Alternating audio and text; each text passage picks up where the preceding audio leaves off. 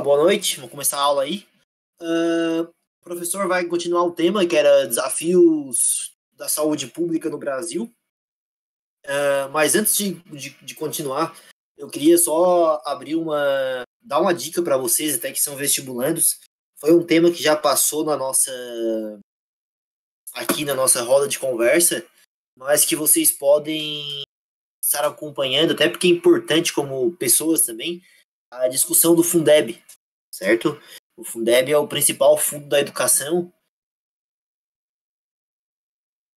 Está em discussão no Congresso, o governo tem uma proposta, os parlamentares têm outra. Então, é legal para vocês estarem acompanhando. Fica a dica aí, pessoal, até para vocês saberem o futuro, né? Que reserva a vocês, de irmãos de vocês, familiares. Enfim, o Fundeb é tudo. É o principal fundo da educação. Então vamos lá. Hoje a gente vai falar um pouquinho de saúde. A aula hoje é em função de reportagens, né? Então eu vou abrir aqui as reportagens para vocês. Aqui eu separei 4 dessa vez, tá? Deixa eu fechar aqui o site de sinônimos. Esse site de sinônimos aqui, tava escrevendo um artigo aí, sabe como é, né? Sempre que você for fazer um trabalho, tem que deixar o sitezinho aberto ali. Beleza? Então vamos lá. Aqui, pessoal, eu vou falar um pouquinho aí sobre a questão que o Drauzio Varela, o blogzinho, traz. Aí, o Richards, que sempre usa isso. Cara, eu uso isso direto, cara. E o pior é que o cara se acostuma, tá ligado? Tu vai lá e... usando. Principalmente para escrever artigo, né? Tô escrevendo meu TCC da pós ali. E o cara se acostuma, cara. Se acostuma, deixa sempre aberto, enfim. Fica a dica aí, rapaziada. Até pra redação. Então, antes do SUS aqui, né, fala um pouquinho. Se vocês deram uma lida, ele fala um pouquinho da criação, como era antigamente, né, que era, até eu tava procurando aqui, que era esse INAMPS, tá? Que era como funcionava e que apenas uma parcela da população tinha acesso. Né? Foi algo que a gente tinha conversado na aula passada. Apenas as pessoas que tinham empregos, né?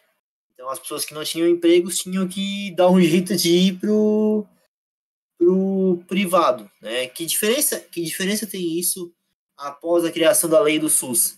A lei do SUS está aqui, ó. A 8.080 de 1990. O SUS, ele é universal, né? Ele tem um interesse em abranger a população toda. Ele é universal. Mesmo que hoje, pessoal, isso é um ponto muito interessante. Mesmo que hoje muita gente ache que não precise do SUS, isso é algo muito comum na internet. O SUS, ele é universal e ele tem serviços que abrangem a todos. Do bilionário ao cara que é pobre. Como assim, professor? Como o professor disse, fiscalização de alimentos, de lugares, a questão da saúde. O SUS não é só o hospital. O SUS é muito mais coisas. A saúde pública envolve muito isso. Então, esse antes do SUS aqui é uma situação que tinha, né? Só para voltar aqui para vocês entenderem, é a primeira reportagem. Aqui fala bem dizer do coronavírus também, mas são os problemas que a saúde pública tem. Então, aqui, baixos investimentos, né? É algo meio óbvio.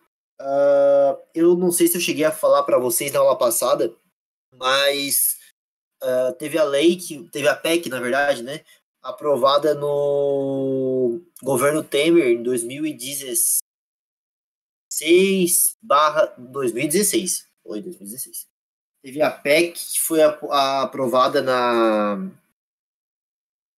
no Congresso, que era um teto de gastos. Se eu não me engano, é a PEC 255. Deixa eu olhar aqui. Era a PEC 255, ó. E depois passou a ser... Pai, que é bravo, né? E depois do Senado foi outro nome, mas era PEC 255. Ó, era esse aqui, ó. Foi aprovado. Pra vocês entenderem aqui.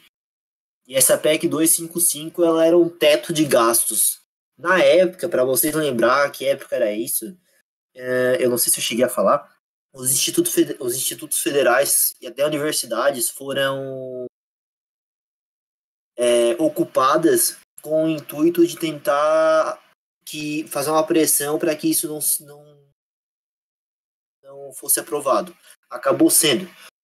Esse teto de gastos, pessoal, ele pode ser investido mais em saúde, mais em educação, mas esse teto ele desobriga o governo a investir mais. Então, o investimento se tornou baixo com essa situação. Então, a saúde ela teve meio que uma pausa, assim.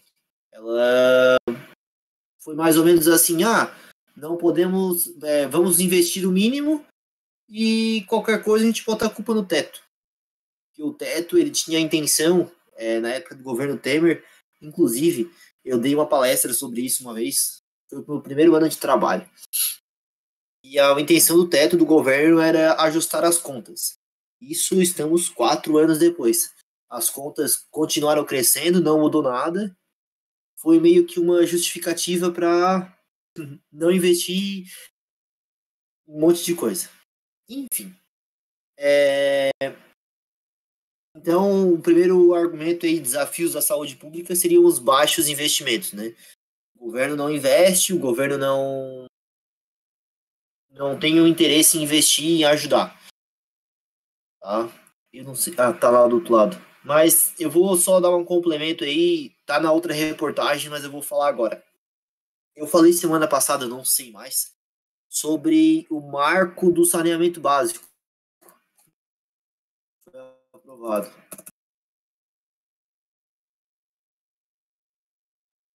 Aqui, ó, foi aprovado, tá? O marco do saneamento básico, pessoal, que eu botei aqui, né? Doenças alarmantes. Pessoal, se vocês soubessem o quanto que a falta de saneamento básico gera doenças, é um absurdo. Então, a precarização das classes mais pobres acaba que trazendo doenças e acaba que trazendo também novas epidemias, né? Aqui eles falam do sarampo e da febre amarela. Eu até falei isso em outra reportagem, né? O sarampo voltou por conta além da anticiência, também a população que não tem acesso a isso aí, que fica aberta a essas doenças. Coronavírus aqui nem vou falar, né? Todo mundo tá cansado de coronavírus. O pessoal tá entrando aí. Então, aqui, falta de profissionais. Eu já falei isso também, até citei o caso dos médicos lá de Cuba, né? Hoje em dia, pessoal, o SUS, ele não tem muito interesse em contratar médicos, né? Eles contratam geralmente o mínimo e para dizer que tem. Então, essa falta de profissionais, ela poderia ser ampliada, mas em interiores, em lugares que é difícil acesso, o médico muitas vezes não chega lá, porque os médicos querem trabalhar nos grandes centros e no interior não, porque o salário não é alto como se fosse num ramo privado. Até contei para vocês, eu tenho um amigo que ele faz medicina em Curitiba. E ele me falou que, a cirurgia privada é 9 mil. E a cirurgia do SUS, o SUS paga 500 pila para te fazer. Então, esse salário não é tão alto, ele acaba afastando as pessoas. Claro, pessoal, é diferente tu ser contratado para trabalhar no hospital, trabalhar no hospital e tu passar num concurso. Certo? Tu passa num concurso, o salário geralmente é bom, pelo menos aqui na nossa região, né, na região que o professor mora. Mas a realidade do Brasil ela é muito extensa. A gente tem lugares que o acesso é muito difícil. Enfim. O famoso superlotação nos hospitais. Né? Os hospitais são superlotados, tá? Junto com uma superlotação, estrutura precária, falta de remédios, acaba juntando tudo isso e tendo uma bolha de neve. Né? Eu tava conversando com o meu cunhado faz medicina, tava terminando. E aí ele tá na parte do estágio, né, em Criciúma, que é uma região aqui perto. E ele falou assim, cara, os leitos do corona, os leitos que realizavam cirurgias, eles estão ficando pro corona, mas, tipo, leitos de cirurgia do hospital que ele trabalha, tipo, tem 4. Então, 4 lugares ali fazem cirurgia. Só que a demanda é muito alta. Sabe? É um absurdo de gente que precisa de atendimento, gente que precisa de cirurgia, gente que marca cirurgia 3 meses, para ser atendido 3 meses depois. Então, essa superlotação é muito complicada. A infraestrutura eu já falei também, né? E, por último, traz aqui tecnologia de baixa qualidade. Como o governo não investe, não tem uma renovação. E, muitas vezes, não tem um investimento para comprar novos materiais. É muito comum, até isso eu cito depois, mas é muito comum faltar remédio, certo? É muito comum.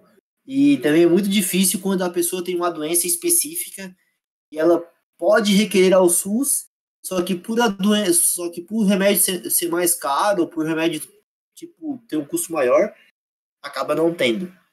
Que deveria ter, né? É um ponto também a discutir. Vocês estão me escutando aí? Tá tudo certo? Tá aqui, né? Beleza. Não, porque uma vez aí eu já fiquei 3 minutos falando sozinho. Beleza, tá tudo bem aí? Tá, qualquer coisa é só perguntar. Então, vamos lá.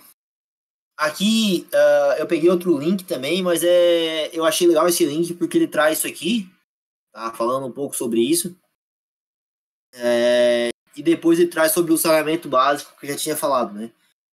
Eu falei aqui do marco de saneamento básico. A intenção é todas as pessoas tenham acesso a um saneamento de qualidade. Esse esgoto a céu aberto e a falta de tratamento de esgoto acaba aqui trazendo mais doenças e, consequentemente, sobrecarregando o nosso sistema de saúde. Então, foi uma decisão acertada dos parlamentares para ir na raiz do problema. O professor está falando isso porque vocês podem citar como um problema na redação que tende a ter uma solução. Então, esse ponto do saneamento básico, eu particularmente acho bem interessante. Tá, não tem mais nada. Outro ponto que eu queria trazer para o debate. Tá? A renda, tá? Eu acho que a renda ela é muito importante também como uma forma de ajudar ao sistema de saúde. Por quê? Porque um país que tem um crescimento econômico, pessoal, tende a ter mais dinheiro para remédio, mais dinheiro para sistema privado, planos de saúde, enfim. Tá? O governo, ele é importante nisso? A gente discutiu na semana passada que sim, né? Outro ponto aqui. A gente discutiu na semana passada que sim, que é importante. O governo pode muito bem tomar a frente e melhorar a saúde, investir mais, trabalhar mais, ou o governo pode se omitir, certo? Até quem chegou depois aí, eu estava falando do Fundeb, né, da educação. O Fundeb, o governo claramente quer se omitir. Se vocês acompanharem os debates, a proposta do governo, o governo claramente não tem um interesse real no Fundeb, ele quer gastar menos. Então, falando em educação, né? E a saúde, ela pode também ter um atendimento melhor, ter um investimento maior, né? Não estou longe de mim defender PT, defender partido político, mas os médicos cubanos que vieram foram uma medida muito boa porque os cubanos eles foram para lugares de difícil acesso e gente que nunca tinha visto um médico. Então é interessante essa questão. Agora, por último, soluções, né? Além das soluções óbvias, o que fazer para melhorar o sistema de saúde do país? Isso aqui é do Folha de São Paulo. Tá? Aqui eles trazem, pessoal, ó, alguns pontos bem específicos também, mas eu trouxe para que vocês pudessem ler. Tá? Aqui a questão já a questão primária ali, trabalhar em cima, a participação de enfermeiros. Tá? Então, depois vocês podem dar uma olhada aí com mais calma. Esse aqui eu botei mais por curiosidade mesmo, porque a gente estava já discutindo. Uma coisa que eu queria falar, uma coisa que eu queria falar que eu achei muito interessante também ao longo da minha pesquisa, tem estados que o SUS é mais eficiente que outros. Tipo, o Paraná é mais eficiente que Santa Catarina, por exemplo, em algumas regiões. Então, o sistema de saúde, ele pode ser mais eficiente. Depende também dos governadores, enfim, tá? Pessoal, hoje era isso, tá? Alguém tem alguma dúvida aí, tal? É um tema relativamente mais tranquilo. Alguém tem alguma dúvida? Como é que tá? Querem perguntar alguma coisa? Querem fazer algum comentário?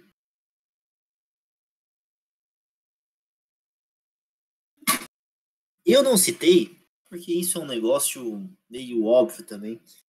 Mas a educação também tem um papel bem importante nesse desafio da saúde pública, porque a educação ela cria uma consciência de saúde, né? Se a gente parar para pensar, hábitos como escovar os dentes, cuidado ao se higienizar, a questão da educação sexual, né? A questão da camisinha, são coisas que ajudam também a sobrecarregar o sistema de saúde pública, né? Apesar de a educação sexual estar sempre em debate aí, porque as pessoas veem como uma forma ideológica, mas ela é importante também para acabar diminuindo a sobrecarga sobre o sistema de saúde pública. Enfim, era isso, tá, que eu tinha para falar hoje. Qual vai ser o tema semana que vem? Não sei. Tá? Eu quero trazer um tema específico, mas eu não sei como eu posso falar para vocês ainda. Mas eu pretendo trazer algo relacionado a direitos humanos e democracia. Tinha conversado com a Fábio, não sei se a Fábio teve alguma ideia. A gente vai discutir isso aí ao longo da semana e eu posto os links lá na hora que eu tenho um tempinho. Beleza? Agora eu tô num comércio aí de máscara aí na minha casa e a gente tá fazendo máscara para vender. Daí tá foda a situação aí. Acho que o professor tá. Acho que o professor não é muito fácil, não. Tem que trabalhar para conseguir uma renda extra em outro serviço. Alguma dúvida, pessoal? Tá, vou perguntar aqui, né? Para eu encerrar a aula. Merda, meu teclado não tá pegando.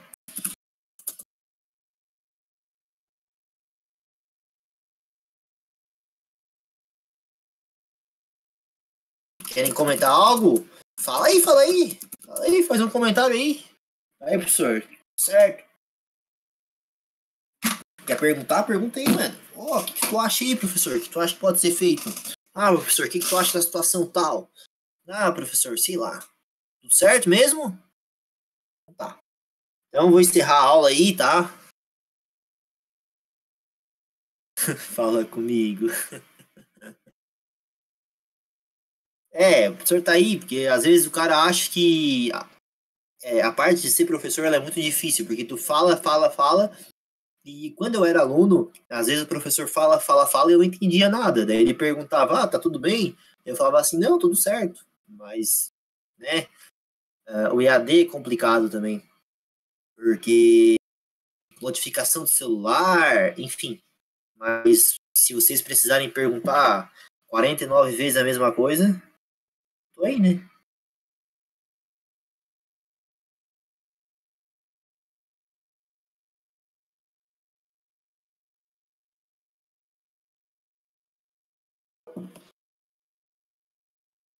Tá tudo certo fazer uma pergunta específica.